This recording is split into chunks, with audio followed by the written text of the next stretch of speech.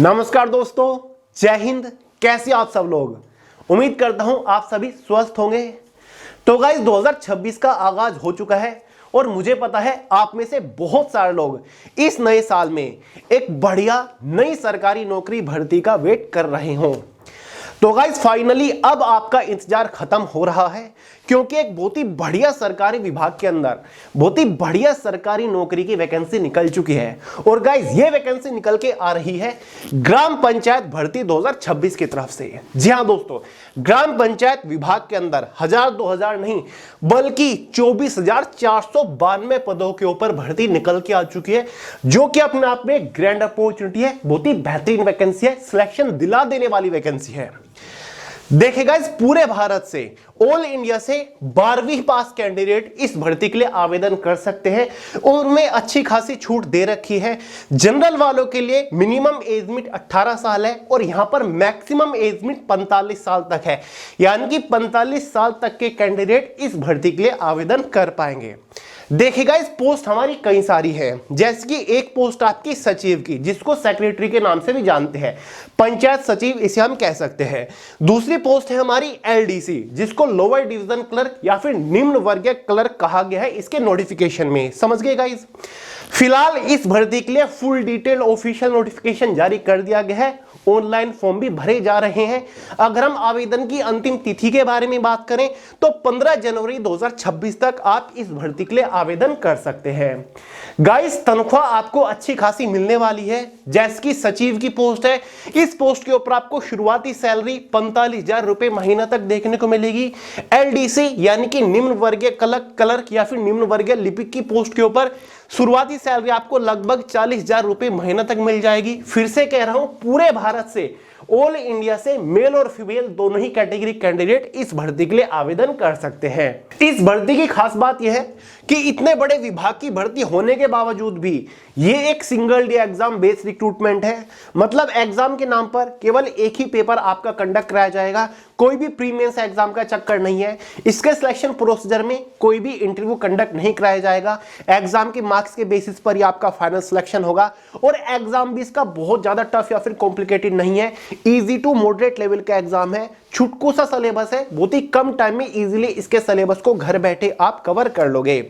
Guys, इसके exam में 100 में से आपको 32 नंबर ही लाने हैं, आप एग्जाम को क्वालिफाई कर जाओगे। जी हां दोस्तों, हालांकि एक स्पेसिफिक कैटेगरी के लिए 32 नंबर, जैसे कि गाइस फीमेल कैटेगरी के कैंडिडेट्स हो गए या फिर एससी एसटी कैटेगरी के कैंडिडेट्स हो गए, इनको 100 में से 32 नंबर लाने हैं। वहीं पर जनरल कैटेगरी की अगर हम बात करें, अनरिजर्व्ड कैटेगरी की, इनको 100 में से 40 नंबर लाने हैं। वहीं पर गाइस ओबीसी कैटेगरी की बात करें तो इनको 100 में से 36 नंबर लाने हैं। तो गाइस आप एग्जाम को क्वालिफाई कर जाओगे। ठीक है, तो इस एग्जाम की कुछ खास बातें हैं। तो भाई आगे इस वीडियो में इस भर्ती के बारे में आपको संपूर्ण जानकारी देने वाला हूं कि भाई फॉर्म आप कब से कब तक भर सकते हैं, इसका full detail selection procedure step by step आपको समझा दूंगा। आयु सीमा यानी कि एज लिमिट के बारे में बात करेंगे, किस कैटेगरी के लिए कितनी एज लिमिट यहां पर मांगी गई है। एग्जैक्ट क्वालिफिकेशन के बारे में बात करेंगे, हालांकि सभी पोस्ट के लिए 12वीं पास ही एलिजिबल है। एग्जाम पैटर्न के बारे में बात करेंगे कि भाई परीक्षा किस तरीके से होगी, परीक्षा में किस सब्जेक्ट से कितने प्रश्न पूछे जाएंगे, एक प्रश्न के लिए कितने नंबर आपको दिए जाएंगे। साथ ही पाठ्यक्रम एग्जाम सिलेबस के बारे में बात करेंगे, यानी कि किस सब्जेक्ट से आपको कौन कौन से टॉपिक पढ़ के जाने हैं। एग्जैक्ट सैलरी वेतन के बारे में बात करेंगे, किस पोस्ट के ऊपर सिलेक्शन होने के बाद शुरुआती वेतन शुरुआती सैलरी कितनी मिलेगी, क्योंकि गाइस क्लर्क की पोस्ट के साथ साथ आपकी सचिव की भी पोस्ट है और भी आपकी कुछ पोस्ट है, उनके बारे में भी बात करेंगे। एग्जाम सेंटर आपका कहां पर लगेगा, जॉब लोकेशन आपकी कहां पर रहेगी, जॉब प्रोफाइल यानी कि सिलेक्शन होने के बाद आपको काम क्या करना पड़ेगा। तो भाई अगर आप इस भर्ती को लेकर थोड़े से भी इंटरेस्टेड है, वीडियो को पूरे ध्यान से आखिर तक जरूर देखिएगा, क्योंकि गाइस कई बार अधूरी जानकारी खतरनाक साबित हो जाती है, इसलिए वीडियो का एक एक सेकंड आपके लिए बहुत ज्यादा महत्वपूर्ण है। क्योंकि इस वीडियो में हम अच्छे से बात करने वाले हैं कि भाई इस शानदार सी भर्ती के लिए कौन कौन कैंडिडेट्स यहां पर आवेदन कर सकते हैं। ये चीज मैं फिर से कह रहा हूं, ऑल इंडिया से कैंडिडेट इस भर्ती के लिए आवेदन कर सकते हैं। ठीक है दोस्तों, तो चलेगा इस फटाफट वीडियो शुरू करते हैं। बट उससे पहले आपको एक छोटी सी जानकारी दूंगा। गाइज अगर आप इस एग्जाम को टारगेट कर रहे हो या फिर आप किसी भी बड़े छोटे कॉम्पिटिटिव एग्जाम की तैयारी फिलहाल कर रहे हो, तो बहुत ज्यादा जरूरी है कि आपके पास जीएस बॉम होना ही चाहिए। Guys GS bomb general awareness की अब तक की एक सबसे सर्वश्रेष्ठ ई बुक है, ई बुक जिसे आप फोन के अंदर जाकर डाउनलोड करके भी पढ़ सकते हैं। दोस्तों अगर आप इस जीएस बॉम्ब को सिर्फ एक बार अच्छे से पढ़ लेते हो ना, किसी भी एग्जाम में जीएस का एक भी क्वेश्चन इससे बाहर नहीं जाएगा, जीएस के चिथड़े उड़ा के आओगे। लिंक डिस्क्रिप्शन बॉक्स में, डाउनलोड करें और पढ़ना शुरू कर दे, क्योंकि हर एक कॉम्पिटिटिव एग्जाम के लिए बहुत ज्यादा महत्वपूर्ण है। फिर चाहे वो रेलवे का कोई भी एग्जाम हो, एसएससी का एग्जाम हो, कोई भी स्टेट लेवल का एग्जाम हो, या फिर कोई भी बड़ा छोटा एग्जाम हो, समझ गए। तो चलिए दोस्तों बात करते हैं अपनी भर्ती के बारे में। ये तो मैंने आपको शुरुआत में बता दिया है, विभाग जो हमारा है पंचायती राज विभाग है या फिर ग्राम पंचायत विभाग है, समझ गए, जिसमें टोटल नंबर ऑफ वैकेंसी 24,492 निकली है। हालांकि वैकेंसीज पहले कम थी, इसमें वैकेंसीज और बढ़ाई गई है। पहले वैकेंसीज कितनी थी, बढ़ने के बाद कितनी हो गई है, वो भी ऑफिशियल नोटिस आपको दिखाने वाला हूं, समझ गए।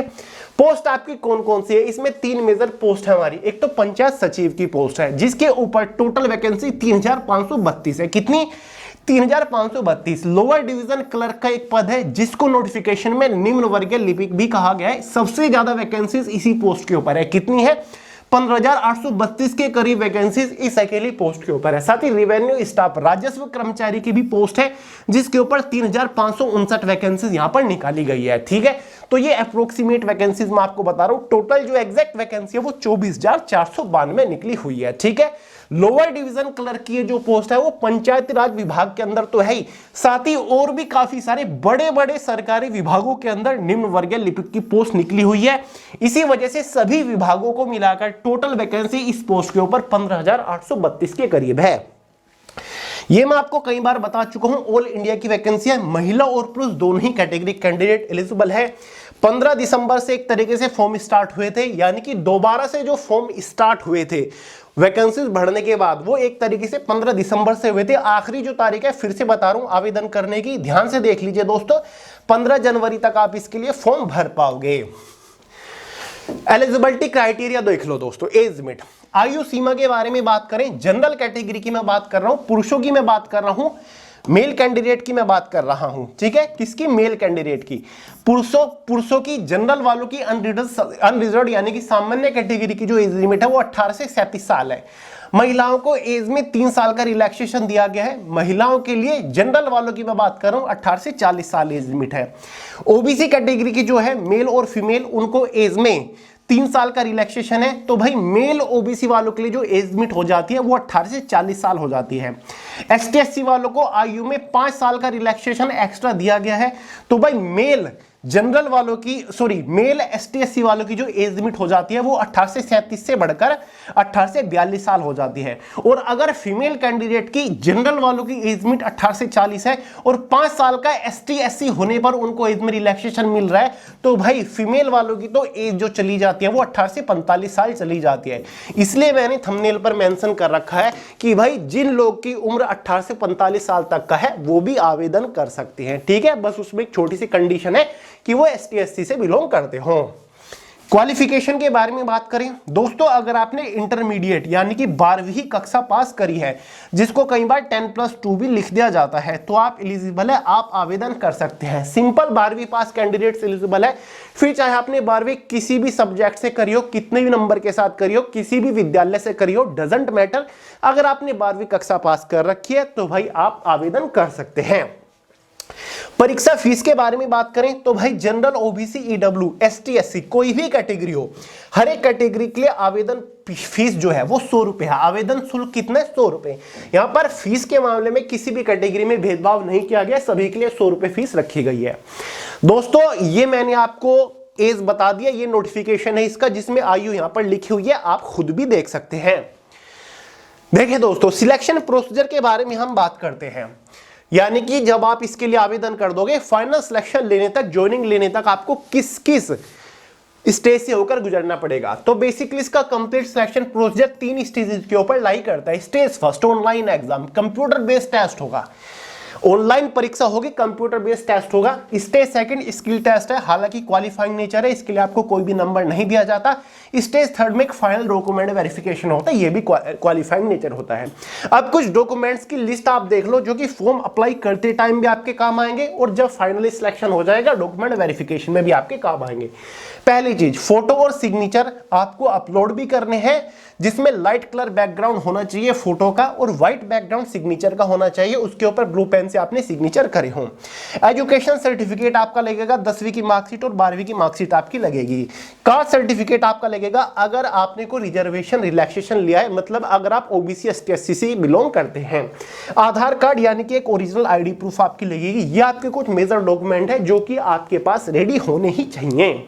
तो गाइज अब बात कर लेते हैं आपके एग्जाम के बारे में, जो कि ऑनलाइन होगा। शुरुआत में आपको बताया था प्रारंभिक परीक्षा 3 सेक्शंस में डिवाइड कर रखी है। पहला सेक्शन है सामान्य अध्ययन का, दूसरा सेक्शन है सामान्य विज्ञान एवं गणित का, तीसरा सेक्शन है मानसिक अक्षमता एवं जांच, यानी कि जो कि आपका रीजनिंग होता है। ध्यान से देखिए, ये जो परीक्षा होने वाली है ना, ये आपकी 2 घंटा 15 मिनट की रहने वाली है। और पता है प्रश्न कितने होंगे? 150 क्वेश्चंस होने वाले हैं। एक क्वेश्चन के लिए आपको 4 नंबर दिए जाएंगे, इसलिए ये 150 क्वेश्चन आपके 600 नंबर के हो जाते हैं। यानी कि परीक्षा कितने नंबर की है? 600 नंबर की। एक गलत क्वेश्चन पर आपका 1 अंक काट लिया जाएगा, ठीक है। एक क्वेश्चन कितने नंबर का है? 4 नंबर का है। एक गलत क्वेश्चन पर 1 अंक काटा जा रहा है, मतलब 1/4 के एग्जाम में नेगेटिव मार्किंग आपकी हो गई। समझ गए? यहां तक समझ गए? परीक्षा की जो भाषा होगी वो हिंदी और अंग्रेजी रहने वाली है, यानी कि क्वेश्चन हिंदी में भी होंगे, इंग्लिश के अंदर भी होंगे। ये चीज मुझे काफी इंटरेस्टिंग लगी कि भाई क्वेश्चन 150 है और टाइम मिल रहा है 2 घंटा 15 मिनट, जो कि अच्छा खासा टाइम है। सिलेबस देख लो गाइस आप इसका पाठ्यक्रम। ये 3 खंड है आपके, क, ख, ग। खंड क सामान्य अध्ययन का है। सामान्य अध्ययन जो है इसमें हिस्ट्री, ज्योग्राफी, पॉलिटी, इकोनॉमिक, जन साइंस, करंट अफेयर आएगा। समझ गए गाइस? और सामान्य अध्ययन से टोटल 50 क्वेश्चन आने वाले हैं। दूसरा सब्जेक्ट जो है सामान्य विज्ञान एवं गणित है। सामान्य विज्ञान में आपका पता है क्या क्या आएगा? फिजिक्स, केमिस्ट्री, बायोलॉजी से क्वेश्चंस पूछे जाएंगे। साथ ही गाइस गणित बेसिक अर्थमेटिक होगा। ये रहे गणित के सभी टॉपिक आपके। यहां पर भी आपके 50 क्वेश्चंस आने वाले हैं, यानी कि सामान्य विज्ञान और गणित को मिलाकर टोटल 50 क्वेश्चन। तीसरा खंड जो है मानसिक अक्षमता जांच, यानी कि रीजनिंग है। रीजनिंग के ये सभी टॉपिक्स आपके सामने लिखे हुए हैं। रीजनिंग से भी 50 क्वेश्चन आएंगे। तो 3 सेक्शन है, तीनों से 50 क्वेश्चन, मतलब 150 क्वेश्चन। और भाई एक क्वेश्चन है 4 नंबर का, टोटल 600 नंबर का आपका पेपर हो गया। तो गाइज आप इनिशियल क्वालिफाइंग मार्किंग आप देख लो। एग्जाम को क्वालिफाई करने के लिए आपको कम से कम कितने नंबर लाने होंगे? तो यहां पर एक परसेंटाइल यहां पर लिखा हुआ है। जो सामान्य वर्ग के कैटेगरी है उनको 40% अंक लाने होंगे। समझ गए? पिछड़ा वर्ग की जो कैटेगरी है, मतलब ओबीसी, उनको 36.5% अंक लाने होंगे। अनुसूचित जनजाति और अनुसूचित जाति 32% अंक लाने हैं। महिलाओं को भी 32% अंक लाने हैं। पीएच कैटेगरी वालों को भी 32% अंक लाने हैं। अगर गाइज आप इतने नंबर ले आते हो परीक्षा में तो भाई आप क्वालिफाई करोगे परीक्षा को, वरना आप डिस्क्वालीफाई माने जाओगे। ठीक है? फाइनल सिलेक्शन जो होगा वो केवल और केवल इसी परीक्षा के 600 नंबर के मार्क्स के बेसिस पर होगा। फाइनल मेरिट इन्हीं 600 नंबर में से बनेगी, category wise general, OBC, ST, SC, females की, जिसके बेसिस पर फाइनली आपको नौकरी मिलने वाली है। हर एक पोस्ट की, हर एक विभाग की कट ऑफ आपकी अलग अलग होने वाली है। दोस्तों सेकंड स्टेज एक और है आपकी, जिसमें आपका होने वाला है टाइपिंग टेस्ट। या तो आप गाइस इंग्लिश की टाइपिंग कर लो या फिर हिंदी की टाइपिंग कर लो। इंग्लिश की टाइपिंग करना चाहते हो तो 35 वर्ड पर मिनट की स्पीड निकालनी है। हिंदी वालों को 30 वर्ड पर मिनट की स्पीड निकालनी होगी।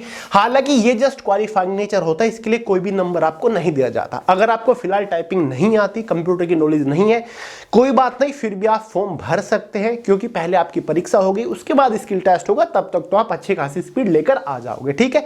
ये हालांकि नाम मात्र है, 30-35 वर्ड पर मिनट की स्पीड कोई बहुत ज्यादा नहीं होती। समझ गए? और इसके लिए कोई नंबर भी नहीं दिया जा रहा है। डॉक्यूमेंट वेरिफिकेशन होगी। सैलरी स्ट्रक्चर आप समझ लो। जो पंचायत सचिव की पोस्ट है, यहां पर आपको 42 से 45 हजार रुपए महीना शुरुआती में ही तनख्वाह मिल जाएगी। लोअर डिवीजन क्लर्क, निम्न वर्गीय लिपिक की पोस्ट के ऊपर आपको लगभग 36 हजार रुपए महीना शुरुआती तनख्वाह मिल जाएगी। ठीक है? तो तनख्वाह आपकी अच्छी खासी है। तो चलेगा, अब बात करते हैं फॉर्म कैसे भरने हैं और इसके जितने भी नोटिस है उनके बारे में। ठीक है? सीधा ऑफिशियल वेबसाइट्स के ऊपर चलते हैं। तो गाइस सबसे पहले तो आप ये वाला नोटिस देखिए। ठीक है? ये 15 दिसंबर 2025 को जारी किया गया था। इसमें क्लियरली कह रखा है कि पहले जो टोटल नंबर ऑफ वैकेंसीज थी वो 23,175 थी। इन वैकेंसीज को बढ़ाकर अब कितना कर दिया गया है? यहां पर आप देखिए 24,492 इन वैकेंसीज को बढ़ाकर कर दिया गया है। ठीक है दोस्तों? यहां पर लिखा हुआ है आवेदन समर्पित करने की अंतिम तिथि 15 जनवरी 2026 है। लेटेस्ट नोटिस है, क्लियरली कह रखा है कि 15 जनवरी 2026 तक आप इस भर्ती के लिए आवेदन कर सकते हैं। विभाग कौन कौन से हैं उनके ऊपर नजर डाल लो दोस्तों। ये रहे आपके सारे के सारे विभाग। विभाग देख लो गाइस, इसमें कौन कौन से हैं, किस विभाग के अंदर किस पद के ऊपर टोटल कितनी वैकेंसी यहां पर निकली हुई है। एकदम ऑफिशियल नोटिफिकेशन है, पीडीएफ फॉर्म में आपको प्रोवाइड करा के जाऊंगा। इसकी ऑफिशियल वेबसाइट का लिंक भी आपको देके जाऊंगा। फॉर्म कैसे भरना है ये भी आपको बताने वाला हूं। शुरुआत में हमने ग्राम पंचायत विभाग की बात करी, यानी कि पंचायती राज विभाग की बात करी, तो यहां पर आपको क्लियरली नजर आ रहा होगा ये पंचायत सचिव है, राजस्व कर्मचारी की पोस्ट है। पंचायत सचिव की जो पोस्ट है पंचायती राज विभाग, दिख रहा है आपको, पंचायती राज विभाग है। लेवल 3 की ये पोस्ट है पंचायत सचिव, यह है आपका पद, यह है आपका विभाग, यह क्वालिफिकेशन इंटरमीडिएट, ठीक है, इंटरमीडिएट 12वीं को ही बोलते हैं, समझ गए। तो यहां पर वैकेंसीज लिखी हुई है, ये आपकी टोटल वैकेंसीज है, बाकी कैटेगरी वाइज वैकेंसीज को डिवाइड कर रखा है। पंचायती राज विभाग के अंदर निम्न वर्गीय लिपिक की भी पोस्ट है, निम्न वर्गीय लिपिक यानी कि एलडीसी की पोस्ट की बात हो रही है। पे लेवल 2 की पोस्ट है, इसके लिए भी 10+2 यानी कि इंटरमीडिएट ही मांगा गया है, ये यहां पर वैकेंसीज लिखी हुई है। ऊपर राजस्व कर्मचारी की है, यानी कि रेवेन्यू स्टाफ की है, राजस्व एवं भूमि सुधार विभाग है, लेवल 2 की पोस्ट है, इंटरमीडिएट ही इस पोस्ट के लिए भी एलिजिबल है। मैंने कहा था कि पंचायती राज विभाग के साथ साथ बहुत सारे विभागों के अंदर वैकेंसीज निकली हुई है, ठीक है। ये देख लो आप, परिवहन विभाग है जिसके अंदर निम्न वर्गीय लिपिक की पोस्ट है, साथ ही नगर विकास एवं आवास विभाग है, निम्न वर्गीय लिपिक की पोस्ट के ऊपर वैकेंसीज यहां पर निकली हुई है, इंटरमीडिएट ही यहां पर पास है। साथ ही गाइज मंत्रालय सचिवालय विभाग भी है आपका, ठीक है। बहुत सारे विभाग है जिनके अंदर वैकेंसीज निकली हुई है अलग अलग पोस्ट के ऊपर। फिर से बता रहा हूं, सबसे ज्यादा जो वैकेंसीज है निम्न वर्गीय लिपिक यानी कि क्लर्क की पोस्ट के ऊपर ही है, ठीक है। क्लर्क की पोस्ट के ऊपर ही सबसे ज्यादा वैकेंसीज है, 15,000 के आसपास वैकेंसीज है। बाकी पंचायत सचिव वगैरह की पोस्ट के ऊपर इतनी वैकेंसीज है। विभाग आपके कई सारे हैं, ये नहीं कि जिस विभाग के लिए आप फॉर्म अप्लाई करना चाहते हो उसके लिए आपको फॉर्म अलग से भरना पड़ेगा। फॉर्म आपको एक ही भरना है गाइस, एक ही फॉर्म भरना है, सभी विभागों के लिए एक ही फॉर्म यहां पर भरा जाएगा। फाइनल में एग्जाम होने के बाद सभी विभागों के लिए एक ही एग्जाम होगा।